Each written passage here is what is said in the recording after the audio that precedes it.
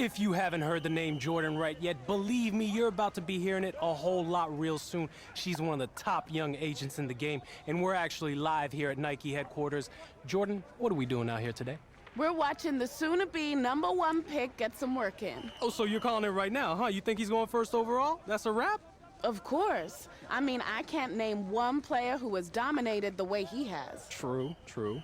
The hype has been building and building since high school, and every step of the way, he has lived up to it. I mean, everyone's still talking about the college football playoff, and that was a month ago.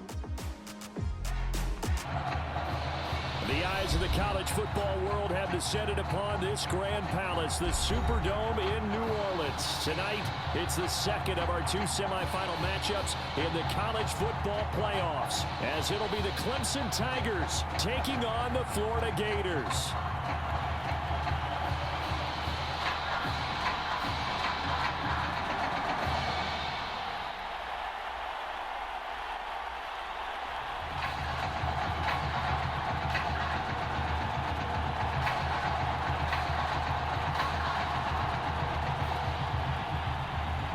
For the right to play in next Monday's national championship game in Miami, we are underway here in New Orleans. Taken in at the 3. And a nice return sets him up pretty good here right at the 30-yard line.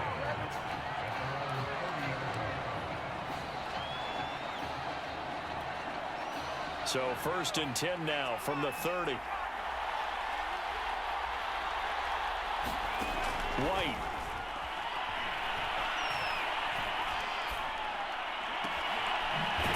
Side, and it's complete.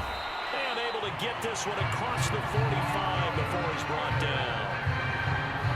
Nice little nifty play for him there. Yeah, that's the ability to read a defense and utilize players that don't often get picked up in coverage easily. And I'm talking about being able to use the backside of the backfield. Because I know that when I used to cover, hey, we got everybody he just snuck out there, and they just got a nice first down there. What do we love to say? Get those backs into space, right? And they were able to do that there. Nice pickup on first down.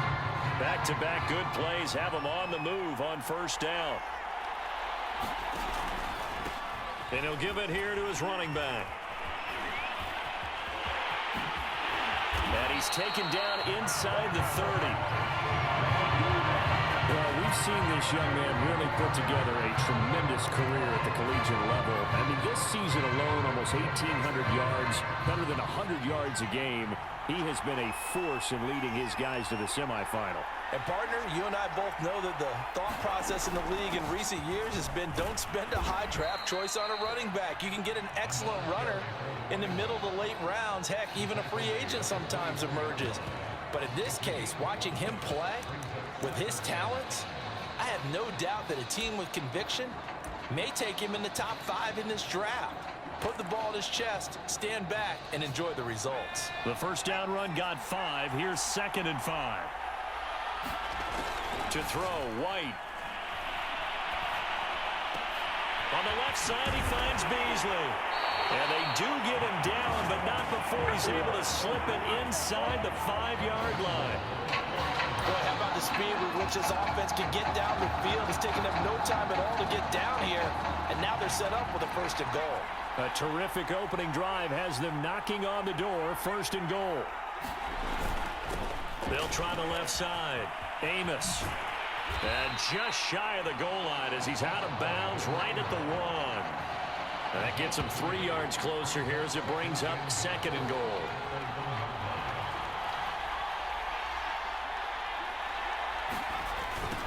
They'll try to run this one in. And he is in. Touchdown Gators. Taking it in from a yard out. And the Gators have taken the early lead. Of course, the catch was nice, but how about what happened after? Able to stay on his feet and gain all that additional yardage. So many of these slot guys, I think, have running back in their background. Give him 3 on the keeper there, and it is 2nd down. And if you like defensive football, focus on the defensive end on this play. He does everything exactly right. Reads the play and makes sure he spills it for a small gain. Play action, it's Taylor. And this one too low. A lot of of times it's that first read that you have. Maybe you get it in pre-snap, and he locked in on his target, but he was covered quite well, and that one's incomplete. On third down, Taylor. This will go to Henry out wide.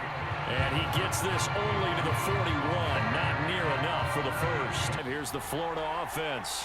And still plenty of time remaining here in the half, more than a minute. And we'll see if they just want to protect that lead or try to add on to it. Well, with as much time as is left on the clock, I would imagine it would be the latter. I think they're going to try and add on to it.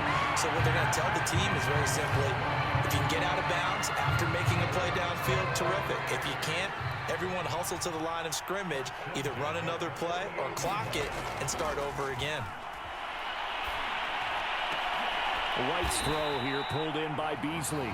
And he is tackled inside the 40, not quite to the 35. Well, he obviously read man coverage their partner, and he got downfield, broke down the defender, made him What do you mean by that, Bert? Yeah, he made him think he was going to run a different route. Probably thought he was going to take it upfield, then he curls back inside for the completion. And they'll have it in the red zone before he crosses over out of bounds.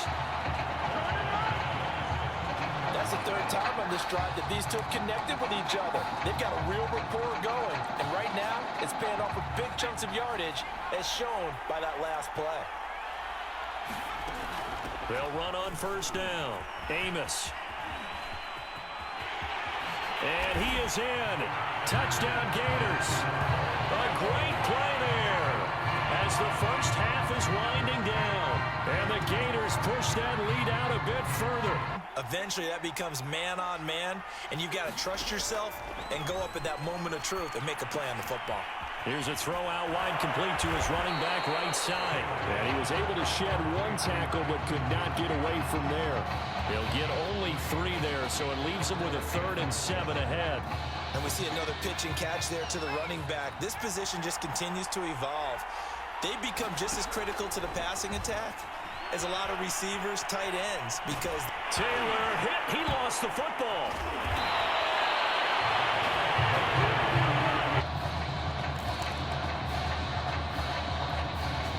The Gator offense about ready to get this next drive started. This is sort of what you would call the put-away drive, isn't it? They score here, especially a touchdown. It's almost out of reach. It certainly feels that way, and I think that they're going to call their plays accordingly, because what you really want to do, even though you know the scoreboard is still up there and the game's going to go on, in fact, you can take the spirit away from another team, that their drive and will to come back and win can be taken with another score right here. Still third quarter, but you just get that feel. Yeah, they're teetering right there on the brink, aren't they? They'll let this go for the end zone. And that's going to be caught. Touchdown, Florida. A big play there. 45 yards. And the Gators push that lead out a bit further. Extra point forthcoming.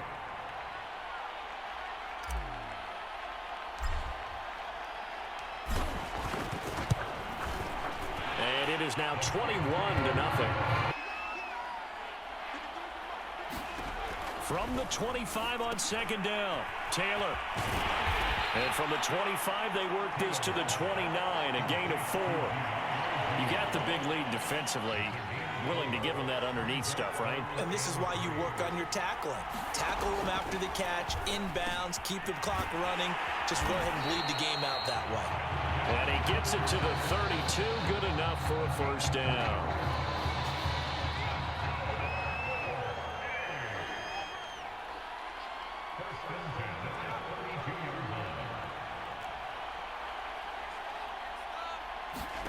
Taylor. This one complete to Ingram. And he'll be tackled right on the chalk of the 45.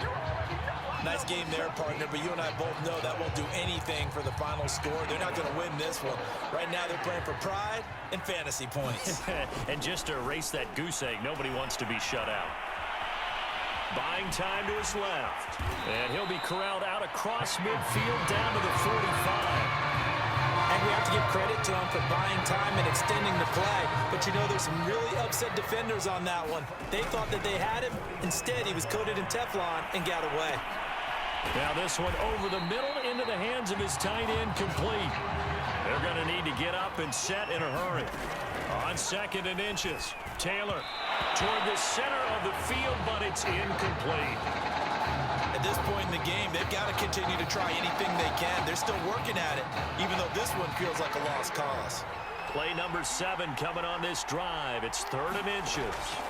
From the shotgun, it's Taylor. And the throw there going to be incomplete. Well, it just seems like all game long there hasn't been a lot of sync quarterback to wide receiver on this side of the football. They haven't been on the same page, quarterback and receivers. Heck, they haven't been on the same grease board when you draw plays up. They haven't been on the same surface tablet that you look at on the sidelines. Nothing's worked for them. They've got to find a way to start matching each other's movements. Now they go for it on 4th, but this one is going to wind up incomplete. They had to go for it with such little time remaining, and as a result, possession switches hands. Ready to begin their next drive. Here's the Florida offense. And a few kneel downs should just about do it. Now, defensively, they do have all 3 timeouts, but very little reason to use them at this point. 5 yards is the tally on 1st down. That brings up 2nd and 5. That's it. That's what you want. Straight ahead positive gain. Just keep that clock ticking. After the pickup of 5, here's 2nd and 5. They'll keep it on the ground. Amos. And he's dropped just before the line to gain. 4-yard pickup leaves him with 3rd and 1. On 3rd down, Amos. And he'll work it across midfield inside the 45.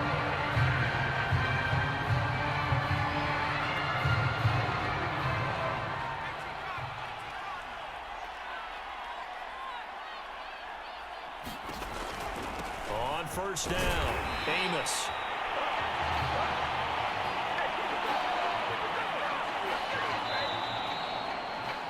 So led by a collective team effort.